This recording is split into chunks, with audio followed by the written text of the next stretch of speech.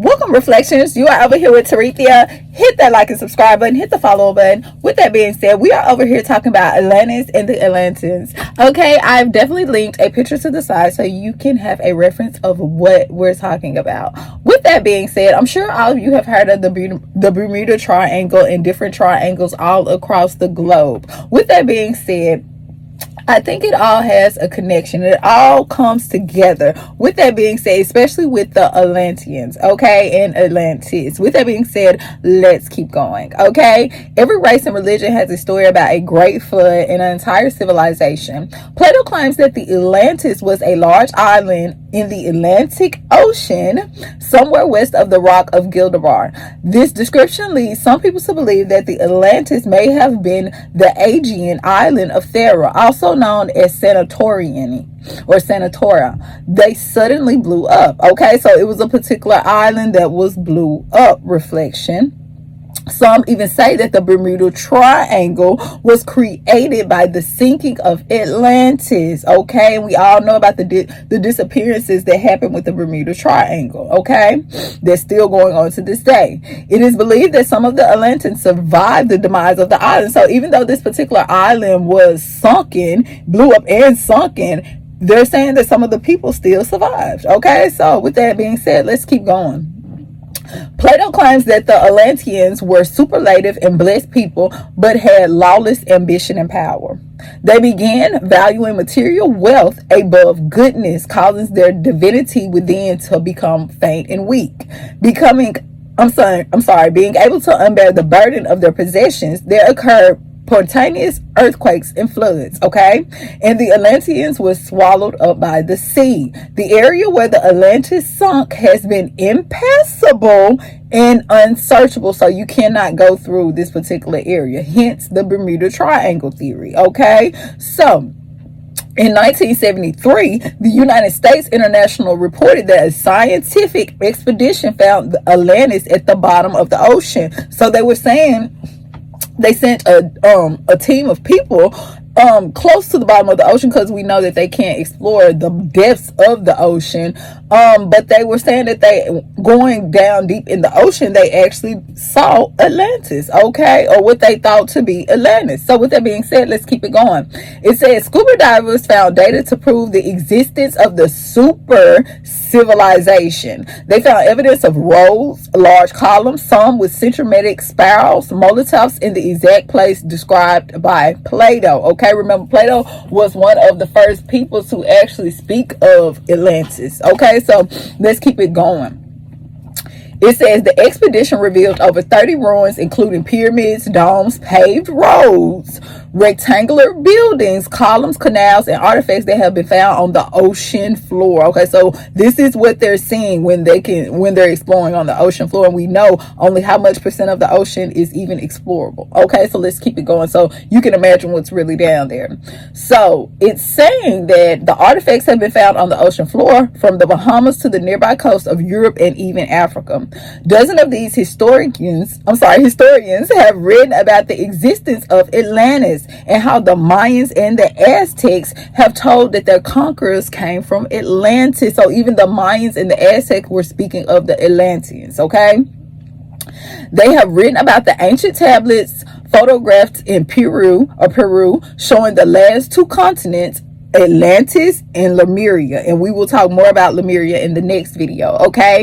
And the ancient maps are clearly showing Atlantis. So when you go back and you look at these ancient tablets, it's clearly showing that Atlantis existed, that this particular island is not a myth. This was a actual place, okay? So let's keep it going. This was the actual thing. In 1970, Dr. Ray Brown and the 4 divers explored the ocean floor of the Bahamas and discovered a pyramid, roads, domes, rectangular buildings, unidentified metallic instruments, and a statue holding a mysterious crystal, okay, containing miniature pyramids. Okay, so this is what they're seeing. After analyzing the crystal and the metal devices, it's discovered that the crystal amplified energy that passes through it. Reflection. Okay, so this is what they're seeing at the bottom of the ocean.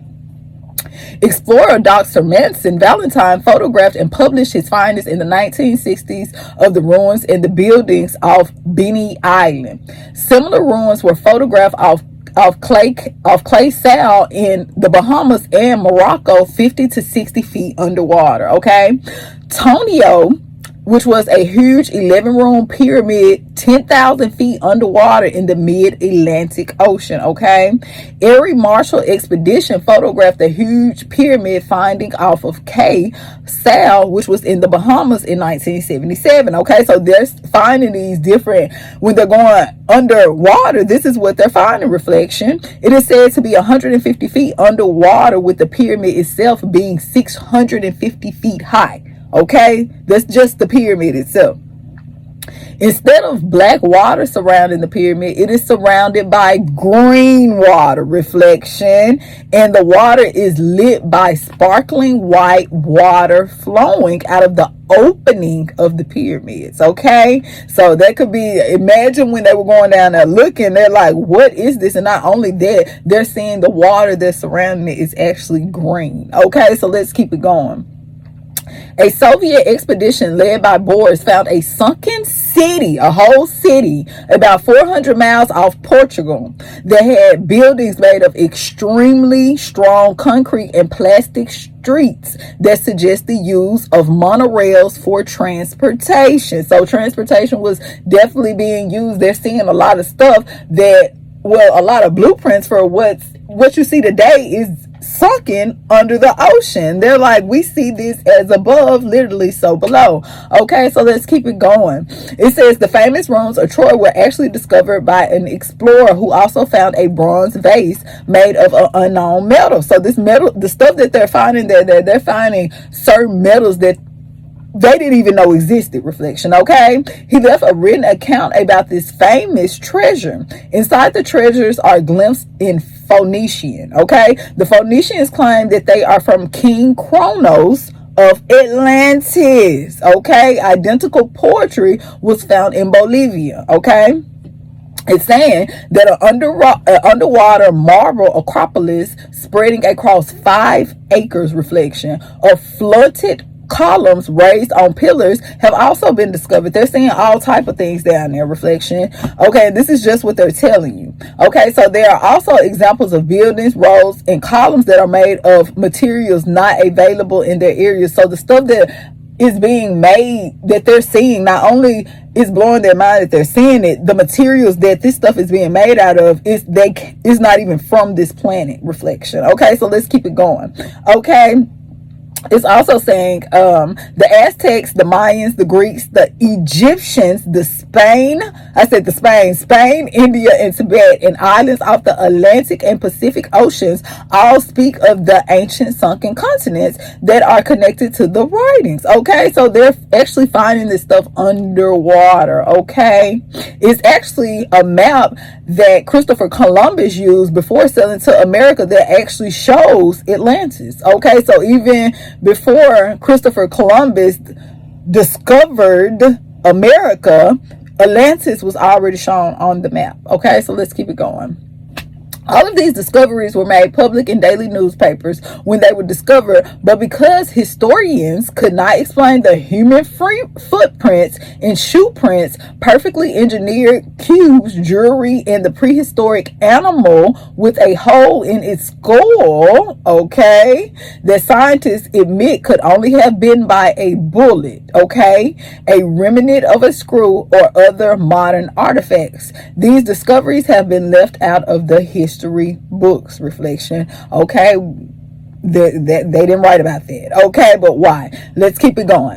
The Atlanteans' theology was far superior to our own. Okay, ours, one of their greatest accomplishments was actually perfect weather control. The Atlanteans could control the weather. Reflection. They became bored with endless summer weathers and longed for the storms they love so much. So Atlanteans love the rain. They love storms, okay? After all, the Atlanteans came into the physical world for stimulation, all right? Therefore, they control the weather by creating violent storms. So the Atlanteans were known for creating violent storms, summoning violent storms, okay? They also control geological events such as volcanic fountains, steam, and mineral ventings for artistic results. As we all know, this is nothing but cools of, this is a volcanic rock, okay? That's a volcanic rock. Obsidian is nothing but a volcanic rock. Okay, so let's keep it going.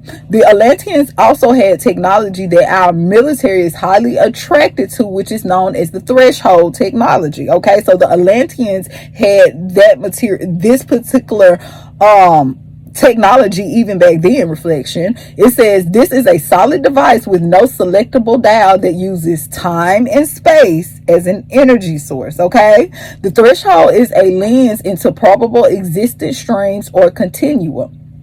There was a mention of this in the movie Stargate. So if you see the movie Stargate, then you kind of know what I'm talking about. And research by the government and what we know as the Philadelphia experiment. So we'll definitely touch more on the Philadelphia experiment in another video.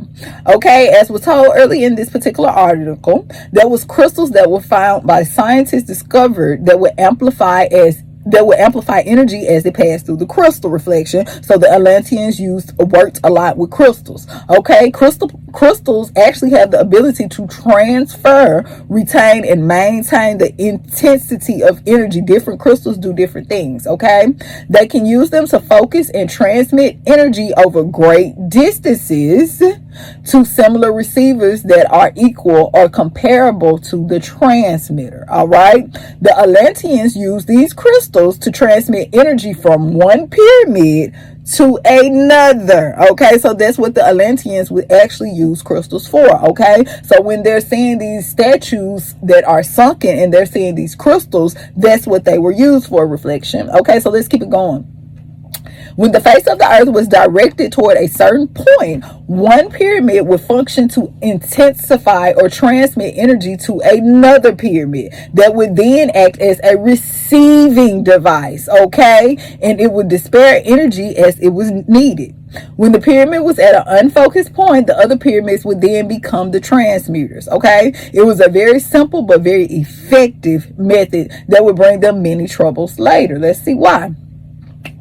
Atlanteans sped up the growth of the natural crystals to produce crystals at a height as 25 feet to 10 feet in diameter. They had 12 sides and they were used for storing and transmuting power. Okay, similar crystals were about 4 to 5 feet with infused with different colors. Okay, and they also had a variety of faucets that would be used for different purposes such as healing, meditation, psychic development, increasing mental capacity, okay, communications, powering generators, dematerialization, and the transport of objects. Okay, remember, so they're saying they would actually use the crystals to levitate certain objects to build certain things. Reflection. Okay, the Atlanteans were using this at an all-time high. They had mastered the ability of using crystals. Okay, so let's keep it going.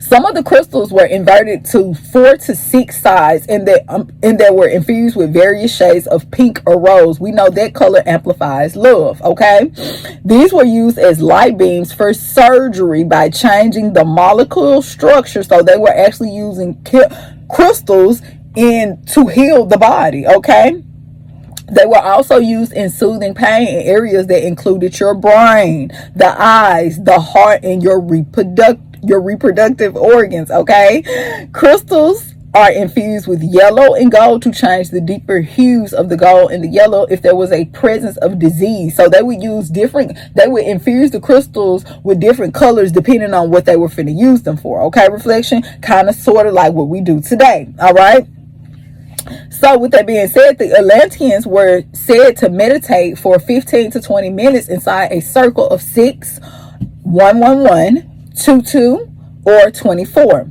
different types of stones while holding a clear quartz in their hand. Okay, the clear quartz acted as a controller or a facilitator. All right, so they would be inside a circle, and depending on, they would either use 6 circles, 111 circles, 22 circles, you get what I'm saying, or they would write that particular number and put themselves in a circle, okay, while holding the crystal. Okay, so this practice was used to bring rejuvenation and the return of vitality, allowing them to live hundreds of years while maintaining a youthful appearance. Okay, so they were using crystals to control how they appeared in age. Okay, literally they would use crystals. It's almost like a ageless technique. Okay, the crystals receive their power from the sun, just as it does today. If you want to recharge your crystals, where do you put them? You put them in the sun, okay? The Earth's energy grid, or each other. The larger crystals are known as fire crystals, which were the central receiving and broadcasting stations, okay? While others acted as receivers for individual cities, buildings, vehicles, and homes, just as they do today, okay? Reflection. Rooms were actually made of crystal, okay? Were placed where those of secret knowledge on a spiritual level left their bodies in their final transition. So they would actually not necessarily bury them, but their body would be placed in these particular statues, these particular tombs that were made of nothing but crystal. Okay, obsidian being one of them, a popular one. Okay, so with that being said, let's keep it going. The crystals receive their power from the sun, the Earth's energy grid, or another. Okay, this is also mentioned with fire crystals. Remember, the fire crystals were used as broadcasting stations, those communication stations. Remember, the pyramids and the crystals, they would transmute, okay, certain things to other pyramids. All right, remember, energy doesn't die, it just keep going and keep going and keep going. Okay, so he claims that a house in a special oval-shaped building that had a dome that could be rolled back, allowing the crystal to be exposed to the sun, moon, and the stars during favorable times. It appears that the crystals gathered solar, lunar, stellar, and astrometric and earth energy, as well as unknown elemental forces. Okay, so they would have a particular dome-looking statue or building. And at the top, they would have something where they would have a crystal inside of it. And they would have something where they could actually move it. So the sun or the moon on those particular times, just like kind of you do now, times are more potent depending on what you're trying to do. You would do this during a full moon. You would do this during your solar eclipse. You would do this during, you get what I'm saying, reflection. So they would actually have something where they would actually kind of like a little doorway where they can push it, and then it would come through and it would emit on the crystal. Okay, so remember, certain crystals retain energy and some emit energy. Okay, so let's keep it going.